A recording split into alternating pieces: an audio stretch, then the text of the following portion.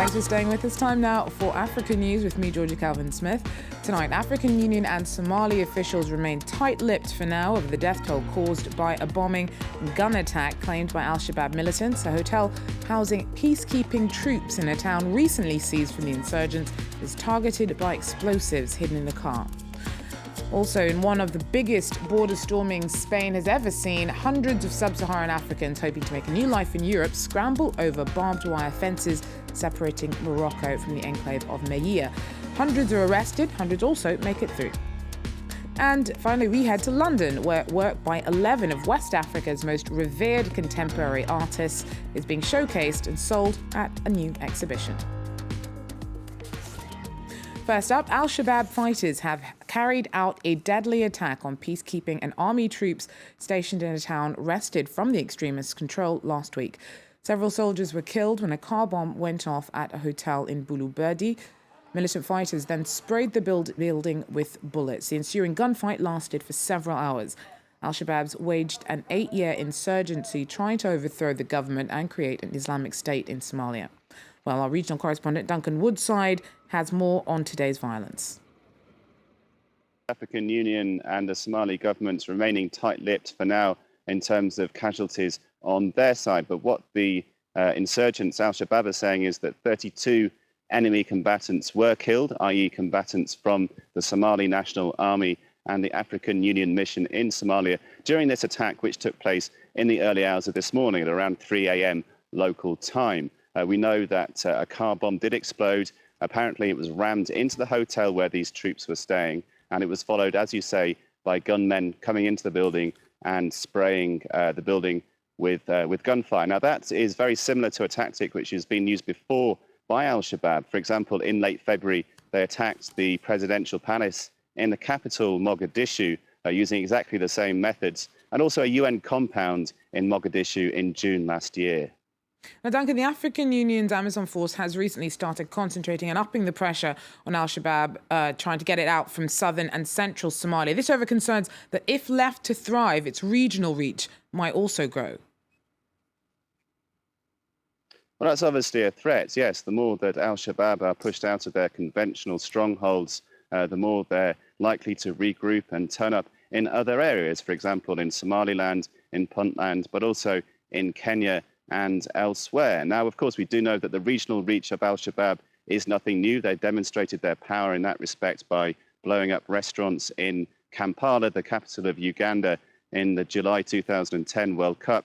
And also we saw the attack against a shopping mall here in Kenya in September when at least 67 people died. But there is this fear, of course, that yes, moving forwards, Al-Shabaab being flushed out of various places in Somalia could actually perversely contribute to the regional threat that they pose. Now, here in Kenya today, we have some news on that side, in as much as the Kenyan police have said they found a vehicle laden with explosives in Mombasa, that's the coastal city. That follows the arrest of 2 alleged Al-Shabaab members a few days ago.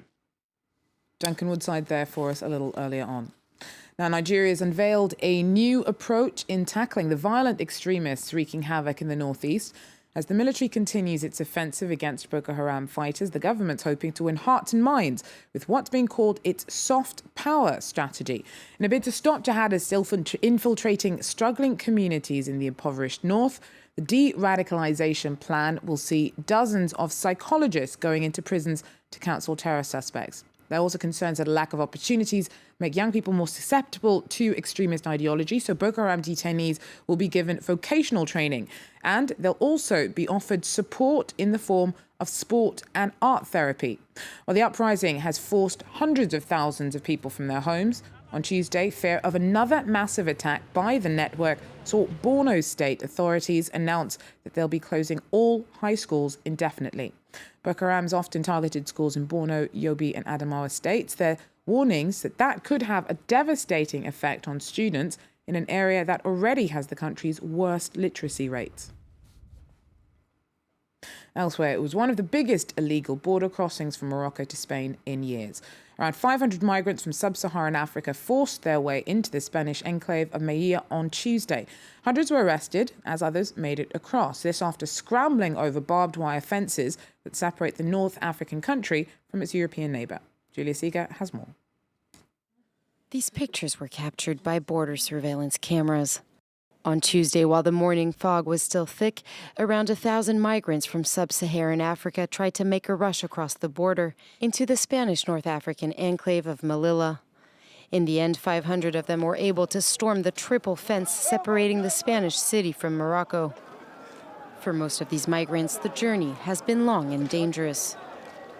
According to Moroccan authorities, the mass rush turned violent on their side of the fence. During the rush, migrants threw stones, sticks, and bottles at the police. 120 migrants were arrested, and 28 others were wounded and taken to the hospital in Nador. Across the Mediterranean from mainland Spain, the enclaves of Melilla and Ceuta form Europe's only two land borders with Africa. Surrounded by Moroccan territory, they offer a key entry point for Africans desperate for a better life in Europe. Since the beginning of the year, such crossings have become more frequent. On February 6, at least 14 migrants drowned when hundreds tried to swim into Ceuta. The latest attempt to cross the border in Melilla dates back to 3 weeks ago, when 214 migrants rushed the border into Spain. The Rwandan ex-spy chief, sent down for 25 years by a Paris court last week, appealed against his sentence, seeking an acquittal. Pascal SIMBIKANGWA was found guilty of genocide over the mass killing of Tutsis in 1994 in his homeland and complicity in crimes against humanity. The ruling was a landmark case, as it was the first time a French court tried a genocide suspect. Prosecutors are also not happy with the sentence and are appealing the court's decision in the hope of getting SIMBIKANGWA put away for life. South Africa's remained unapologetic about the expulsion of 3 Rwandan diplomats earlier this month over allegations that Kigali sent assassins onto South African soil after an exiled dissident living there. On Tuesday, Pretoria's Foreign Minister, Maite Nkoana-Mashabane, reiterated that her government would not tolerate acts of criminality and that South Africa had acted in accordance with diplomatic policy. Justice Minister Jeff Radebe had earlier said that there was evidence linking assassination attacks to the expelled Rwandan envoys. An investigation is underway. Work by 11 of West Africa's most revered contemporary artists is being showcased and sold at a London exhibition. From intricate landscape oil paintings to bold metal sculptures, experts say the region's talent is now set to make waves amongst the art world. Hala Mohideen has more. Showcasing the creativity of some of West Africa's leading artists. Now in its second year, Transcending Boundaries celebrates the excellence of West African contemporary art and illustrates its growing global popularity. The 11 artists showcased here are all leading names, and there's lots of underlying meaning in this collection of art, such as Nigerian artist Ben Osagi's acrylic painting, A Poor People's Bank. It's about what happens, how people are treated in a poor country by the system, by the banking system, and by the system on the whole, where they're into profit. So a lot of the works are about socio-political commentary. But it's not all just oil on canvas. There's also sculpture from West Africa. Described as a rising star in his native Nigeria, Fidelis Odogwu works using visual narratives from his native country and explains the peaceful message behind his mind-bending metalwork. The message or the philosophy is that we started together as one, so we should continue as one. There should be that connection. Organisers say the continent's rapidly emerging art market is linked to Africa's emerging economic status. And you see that when a country is sort of macroeconomically, or a continent is macroeconomically opening up to the world, that it filters to the art as well. And that's what's happening. People are discovering contemporary African art. And visitors aren't just encouraged to discover the art, but to take it home as well. Every piece here is for sale, priced between €3,500 and €36,000.